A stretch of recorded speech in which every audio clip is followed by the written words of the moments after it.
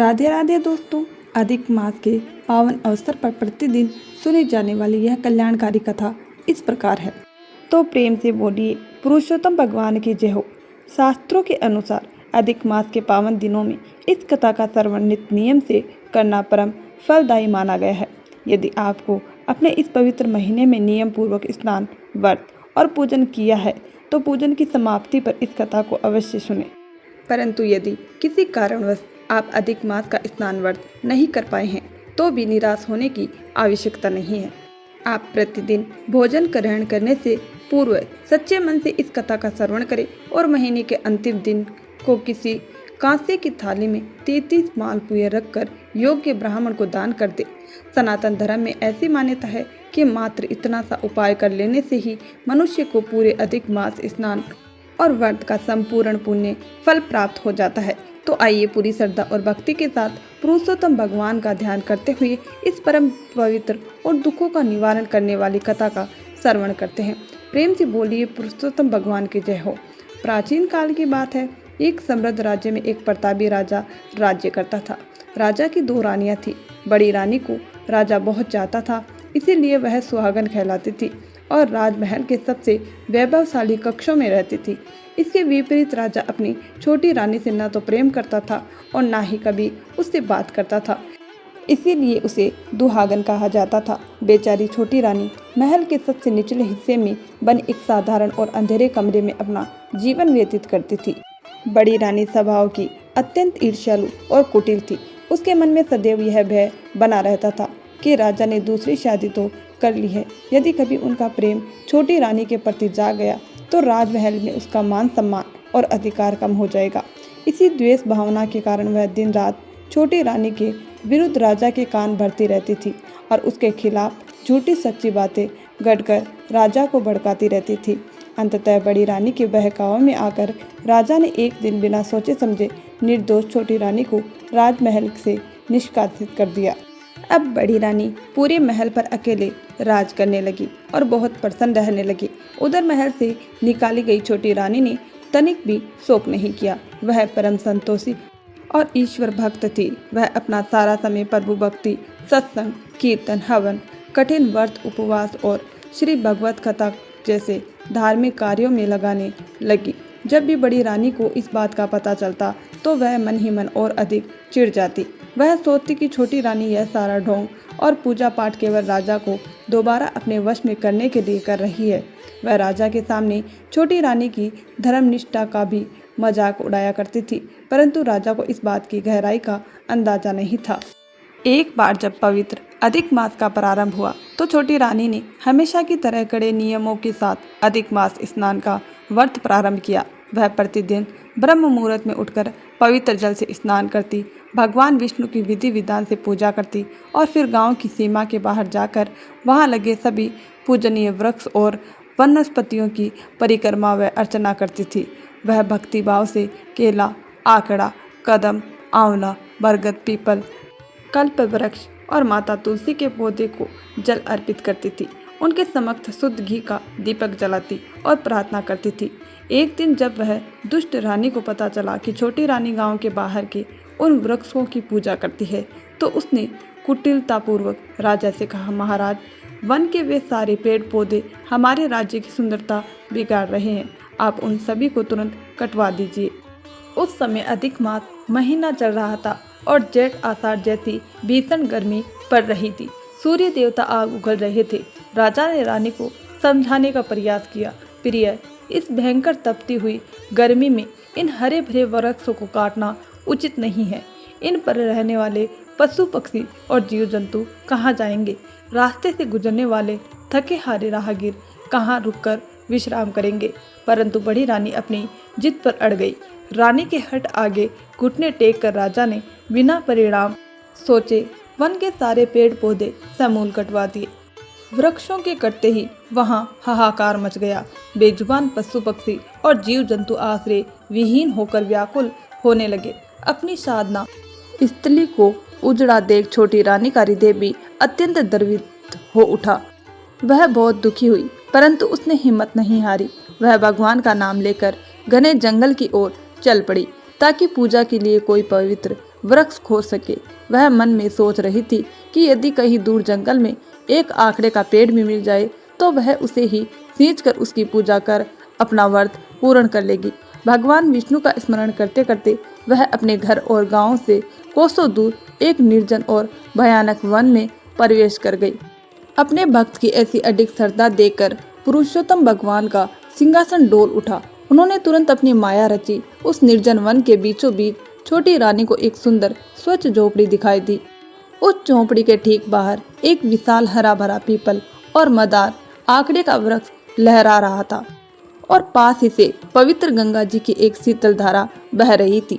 इस अलौकिक दृश्य को देखकर छोटी रानी के आनंद का ठिकाना ना रहा। उसने ईश्वर को कोटि कोटि धन्यवाद दिया और सोचने लगी, जैसे मैं महल के नीचे अकेली रहती थी वैसे ही प्रभु की शरण में मैं यहाँ इस कुटिया में रह लूंगी। उसने गंगा की शीतल धारा में स्नान किया, रेत से 33 कुएं बनाकर आखड़े के वृक्ष को समर्पित किए, दीप जलाकर परिक्रमा की और पूर्ण संतुष्टि के साथ वहीं वास करने लगी। कुछ दिनों के पश्चात राजा अपने एक वफादार सेवक को साथ लेकर उसी घने जंगल की ओर शिकार खेलने निकले। शिकार की खोज में राजा रास्ता भटक गए, जंगल के बहुत भीतर चले गए। दोपहर का समय था और धूप इतनी तेज थी कि धरती तप रही थी। राजा और उनके सेवक का गला प्यास से सूखने लगा और भूख के कारण उनके प्राण कंठ को आने लगे। पूरे जंगल में दूर दूर तक कोई छायादार वृक्ष या जल का स्रोत नहीं था। राजा की बेचैनी इतनी बढ़ गई कि उनका जी घबराने लगा। उस विकट परिस्थिति में राजा को अपने भूल का एहसास हुआ। वह पछताते हुए सोचने लगे, आज चंद घंटों की धूप में मेरी यह दुर्दशा हो रही है तो मेरे कहने पर काटे गए वृक्षों के कारण न जाने कितने बेकसूर जीव जंतु और पक्षी तड़प तड़प कर मर गए होंगे। मैंने कितना बड़ा पाप किया है। राजा ने अत्यंत व्याकुल होकर अपने नौकर से कहा, किसी ऊंचे स्थान पर चढ़कर देखो, यदि कहीं दूर 2 बूंद पानी या एक छोटी सी झाड़ी दिखाई दे जाए तो आज हमारी जान बच जाएगी, अन्यथा आज हमारे प्राण पखेरु उड़ना निश्चित है। नौकर ने एक ऊंचे टीले पर चढ़कर चारों ओर नजर दौड़ाई तो उसे दूर घने जंगल के बीच वहीं झोपड़ी, लहराता हुआ पेड़ और गंगा की धारा दिखाई दी। वह तुरंत राजा को घोड़े पर बैठाकर किसी तरह वहां तक पहुंचाया। वहां पहुंचते ही राजा आखड़े के वृक्ष की ठंडी और गहन छाया में लेट गए। सेवक ने दौड़कर गंगा जी की निर्मल धारा से शीतल जल लाकर राजा को पिलाया। उसी समय उनकी दृष्टि वृक्ष के पास भक्ति भाव से चढ़ाए गए ताजे मालपुओं पर पड़ी, जो छोटी रानी ने पूजा के बाद वहां रखे थे। भूख से व्याकुल राजा और सेवक ने उन पुओं को प्रसाद समझकर ग्रहण किया। दिव्य अन्न और शीतल जल के प्रभाव से राजा की चेतना वापस आई। उनके शरीर में ऊर्जा का संचार हुआ और कुछ देर विश्राम करने के बाद वे वापस महल की ओर रवाना हुए। लौटते समय राजा के मन में गहरे आश्चर्य और कौतूहल की भावना थी। वह सोच रहे थे कि इस भयानक, सूखे और निर्जन जंगल में ऐसा चमत्कार वृक्ष किसने लगाया, जहाँ मीलों तक पानी का नामो निशान नहीं है। वहाँ गंगा की धारा कहाँ से आई और रोज यहाँ आकर सुंदर मालपुए कौन अर्पित करता है। यह निश्चय ही किसी महान तपस्वी की साधना या साक्षात भगवान का चमत्कार है। राजमहल पहुंचकर जब राजा रात्रि को विश्राम करने गए तो उन्होंने बड़ी रानी को वन की पूरी घटना सुनाई। राजा ने दुखी होकर कहा, रानी, तुम्हारे कहने पर मैंने वन के सारे पेड़ पौधे तो कटवा दिए थे, जिसके कारण आज हम मृत्यु के मुख में पहुंच गए थे। यदि उस भयानक जंगल में हमें वह चमत्कारी आखड़े का पेड़ और गंगा की धारा ना मिलती तो आज हम जीवित लौटकर महल नहीं आ पाते। सच बताओ रानी, क्या तुमने हमारे प्राणों की रक्षा के लिए कोई गुप्त व्रत, उपवास या पूजा पाठ किया था, जिसके प्रताप से आज साक्षात ईश्वर ने हमारी रक्षा की? बड़ी रानी ने अहंकार से सिर हिलाते हुए कहा, महाराज, मैंने तो ऐसा कोई व्रत या उपवास आज तक नहीं किया। बड़ी रानी की बात सुनकर राजा का माथा ठनका। उनके मन में विचार आया कि बड़ी रानी तो दिन भर ऐसो आराम में रहती है, उसने तो कुछ नहीं किया, तो क्या यह सब मेरी उस त्यागी और धार्मिक छोटी रानी के पुण्य का फल है, जिसे मैंने महल से निकाल दिया था? मुझे उसकी खोज करनी चाहिए। अगले ही दिन राजा अपनी सेना और सेवकों को लेकर छोटी रानी की पुरानी कुटिया की ओर गए, परंतु वहां ताला लटका था और वह वहां नहीं थी। राजा अत्यंत चिंता और सोच में डूब गए। उन्होंने तुरंत अपने चतुर सैनिकों को चारों दिशाओं में छोटी रानी को खोजने के लिए भेजा। सैनिक ढूंढते ढूंढते उसी घने जंगल के भीतर पहुंच गए जहां राजा की जान बची थी। वहां उन्होंने देखा कि छोटी रानी पूरी तन्मयता से उसी आखड़े के पेड़ की पूजा अर्चना कर रही थी। सैनिकों ने तुरंत लौटकर राजा को सारी सूचना दी। समाचार पाते ही राजा के मन का सारा संशय दूर हो गया। वे स्वयं रथ सजाकर आदरपूर्वक छोटी रानी को लेने उस घने जंगल में पहुंचे। वहां पहुंचकर जैसे ही राजा ने छोटी रानी को देखा, उनका हृदय गलाने और पश्चाताप से भर गया। राजा ने रथ से उतरकर तुरंत छोटी रानी के चरण पकड़ लिए और आंखों में आंसू भरकर बोले, हे देवी, मुझे क्षमा कर दो। मैंने दुष्टों के बहकावे में आकर तुम्हारे साथ बहुत बड़ा अन्याय किया है। तुम परम पवित्र और साक्षात लक्ष्मी का रूप हो। कृपया करके अपने इस पापी पति के अपराध को क्षमा करो और राजमहल चलकर अपना उचित स्थान ग्रहण करो। पति को अपने चरणों में गिरा देख पतिव्रता छोटी रानी घबरा गई। उसने तुरंत राजा को उठाकर खड़ा किया और कहा, स्वामी, आप यह क्या कह रहे हैं? आप तो मेरे देवता हैं, चरणों में गिरकर मुझे पापी ना बनाएं। तब राजा ने रानी को वन की वह पूरी घटना सुनाई कि किस प्रकार उनके द्वारा पूजे गए वृक्ष की छाया और उनके चढ़ाए गए मालपुओं के प्रसाद ने राजा और उसके सेवक के प्राणों की रक्षा की थी। राजा ने पुनः हाथ जोड़कर अपनी गलतियों की माफ़ी मांगी। इसके पश्चात राजा छोटी रानी को अत्यंत सम्मान के साथ भव्य रथ में बैठाकर वापस राजनगरी लेकर आए। जब प्रजा को छोटी रानी के त्याग और तपस्या और सतीत्व की गाथा पता चली तो पूरी नगरी में छोटी रानी और पुरुषोत्तम भगवान के जयकारे गूंजने लगे। राजा ने महल पहुंचते ही पहला काम यह किया कि दुष्ट ईर्ष्या करने वाली और कपटी बड़ी रानी को तुरंत देश निकाला दे दिया।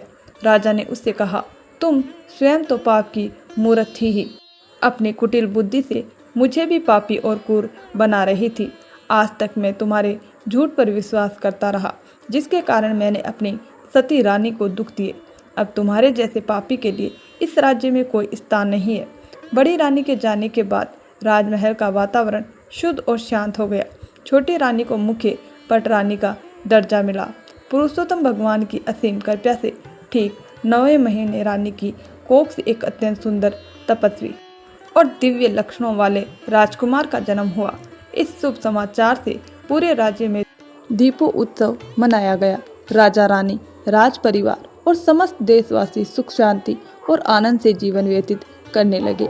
अपनी पुरानी भूलों का प्रायश्चित करने के लिए राजा ने पूरे राज्य में पुनः लाखों की संख्या में फलदार और छायादार पेड़ पौधे लगवाए। राहगीरों और पशु पक्षियों की सुविधा के लिए जगह जगह सुंदर धर्मशाले, विशाल कुएं, तालाब और बावड़ियां बनवाई, जिससे पूरे राज्य में जल की उत्तम व्यवस्था हो गई। जब 3 वर्ष बाद पुनः पावन अधिक मास पुरुषोत्तम मास आया तो राजा और छोटी रानी ने मिलकर जोड़े से पूरे 1 महीने तक अत्यंत नियम पूर्वक व्रत रखा। निराहार और फलाहार रहकर उपवास किए। उन्होंने प्रतिदिन पुरुषोत्तम भगवान विष्णु की धूप, दीप, नैवेद्य और पुष्पों से भव्य पूजा अर्चना की। महीने के अंतिम दिन उन्होंने विधि विधान से व्रत का उद्यापन किया। विद्वान ब्राह्मणों को आदर्श पूर्वक बुलाकर भोजन कराया और अपने सामर्थ्य के अनुसार सोना चांदी, बहुमूल्य आभूषण, अन्न, वस्त्र और दुधारू गायों का दान किया। इस प्रकार जीवन भर धर्म के मार्ग पर चलते हुए और अधिक मास का पूर्ण फल प्राप्त करके अंत समय आने पर राजा और रानी दोनों को साक्षात बैकुंठ धाम में स्थान प्राप्त हुआ। वे जीवन मरण के बंधन से मुक्त होकर मोक्ष को प्राप्त हुए। हे पुरुषोत्तम भगवान, हे दया निधान श्री हरि विष्णु, जैसी दिव्य कृपा और करुणा आपने अपने अनन्य भक्त छोटी रानी और राजा पर करी, वैसी ही सुख समृद्धि की कृपा इस कथा को कहने वाले, सुनने वाले और होकारा भरने वाले अपने सभी भक्तों पर करना। यदि हमसे कहने या सुनने में यह कहानी अधूरी रह गई हो तो अपनी कृपा से इसे पूरी करना, और यदि पूरी हो तो हमारा मान रखना, हमारे भाव को स्वीकार करना। इस संसार के सभी प्राणियों के नित्य नियम पूजा पाठ और संकल्पित व्रतों को अपनी दया से पूर्ण करता। प्रेम से बोलिए पुरुषोत्तम भगवान की जय हो।